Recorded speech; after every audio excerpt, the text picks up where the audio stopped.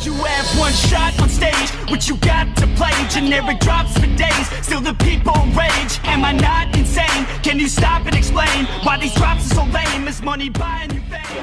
Okay guys, so today, wow, we are going to evacuate some of the fish here. But before that, we gotta drain the water, the tank's water, about half, like this way. Also, we're going to do a major maintenance for this Megatank because the last time I did it was 4 months ago. Okay, I'm just gonna leave the water flows like that, and then we're just gonna wait until the water level slightly drops till the point that I want it to be. And these sockets disconnect the flows from the main tank into the filter. Okay, so after we disconnect everything, we can do backwash. Whoa! Shit. So, right now I'm actually doing two things in a time. First, I'm draining down the water in the main tank so the process of evacuation will be a lot easier, as the water will be just slightly above the waist. The second thing I'm doing is to clean up the static bed filters. Under normal condition, I wouldn't even need to drain down the water in the main tank. All I got to do just to disconnect the overflow from the main tank by using the PVC sockets. Then I could just backwash the filter and that was it. Okay, you see, the water from the main tank is completely disconnected to the filters. So if you don't know yet, I have one big filter, which is actually two filters.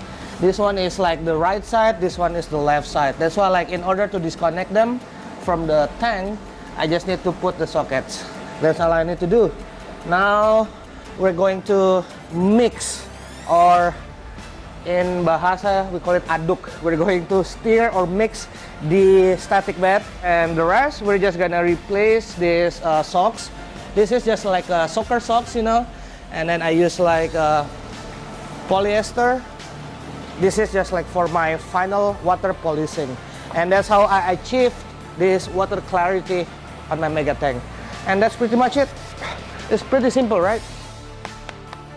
In order to mix or to stir the static bed, all I need to do is just to turn on this air pump. That's all. This air pump will stir the static bed. Now the static bed it's being stirred up, but you cannot see it because I have this PVC plate that covers the static bed. Anyway, I will just show you how it's done in my old video. It's kind of hard to see it from here, Static bed is the main mechanical filtration that I use for this Megatank. If you are familiar with Pulsan filter or Ultima's filter, then the way the static bed works won't be new for you. The configuration is simple and we have a PVC plate that holds things together. Also, we use Kaltness K1 as the media. A thick layer of Kaltness K1 that are submerged will filter any particles that will try to get through it. And the PVC plates will hold the Kaltness from above. So without these plates, the Kaltness will be just pushed upwards and it won't be doing any mechanical filtration. Mechanical filters are differentiated by 5 grades depends on how big the particles they can filter. It started from the very coarse, medium, fine, and very fine particles. Static beds can only filter up to fine particles, leaving those very fine particles escape to the next chamber, usually. Since all the waste are filtered by the static beds, then how are we gonna clean it? Simple. In order for us to clean it, all we gotta do is to stir the media with a powerful air pump.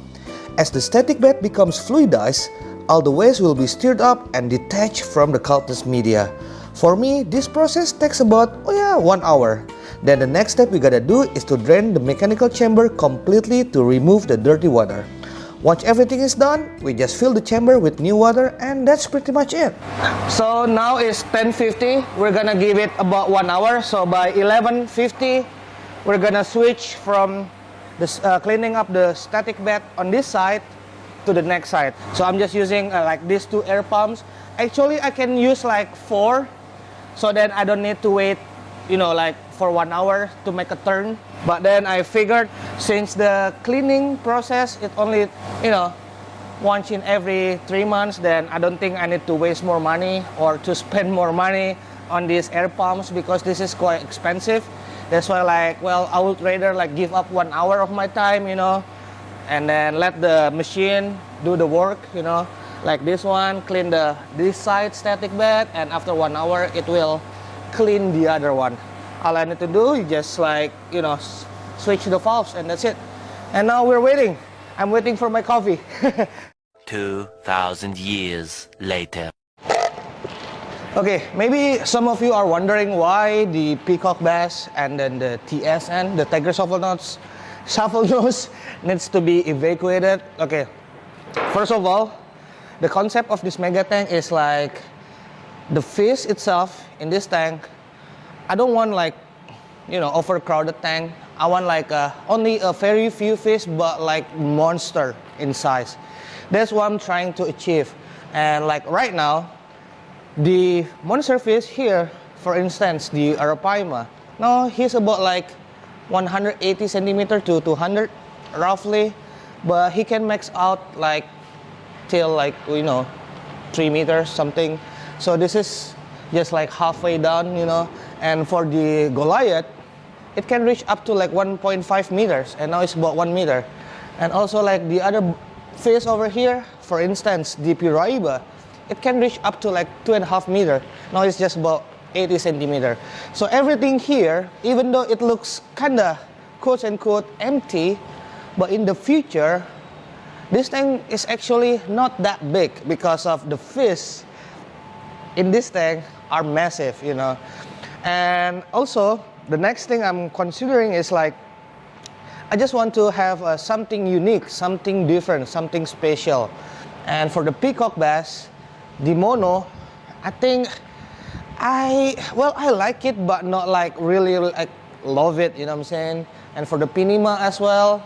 And yeah, that's why like I think if the fish itself, like I don't like really love it, well, I will just take it out, put it somewhere else, and then yeah, that's it. And for the Tiger Shuffle Mouse, as I mentioned earlier or in my previous video, he bumped his mouth, and then his mouth now is like tilted upwards, and it looks weird, and I gotta fix it.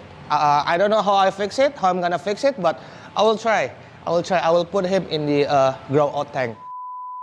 The point is like whatever inside this tank, after this evacuation, I hope will be the final squad, you know. There will be no more evacuation or whatsoever in the near future. But other than that, yeah, we're just gonna wait for an hour for the static beds to be stirred up, and then I'm just gonna have some coffee, have some brunch. All right.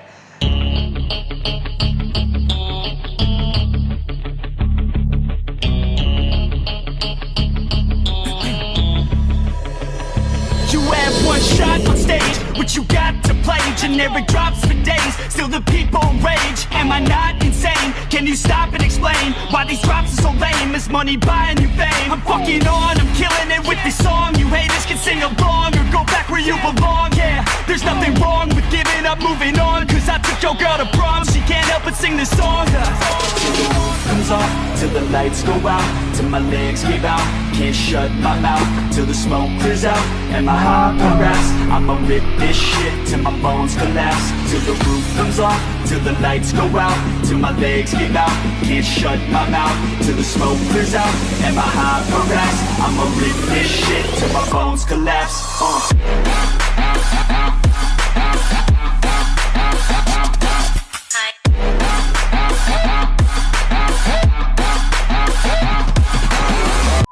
Okay, for the Australian lungfish, I took him out just to measure his size, because after a quick measure, I will get him back to the mega tank.